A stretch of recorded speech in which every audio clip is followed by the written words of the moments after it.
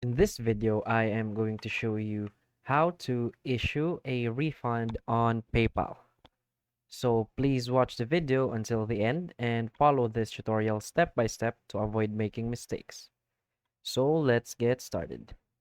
So first we want to go to paypal.com and you want to log in into your account. So where you can see a refund is first you want to go to your activity or your recent activity. So we want to click here on activity.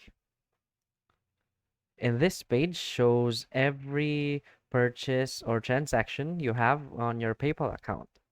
So if you want to issue a refund, you just want to select that transaction. For example, in my case, I will choose this, and it will show a lot of details about your transaction. When you click a transaction and you want a refund, you will see a refund button at the bottom right section of this tab. But in my case, I don't have that button because this transaction is just a transaction from my PayPal to my personal account. But if you have made a purchase using PayPal, you will see a report a problem button here, and you just want to click it and you want to submit a report and you want to fill in every necessary details. Just make sure that you fill it up properly because if you make mistakes, PayPal may punish you or even delete your account.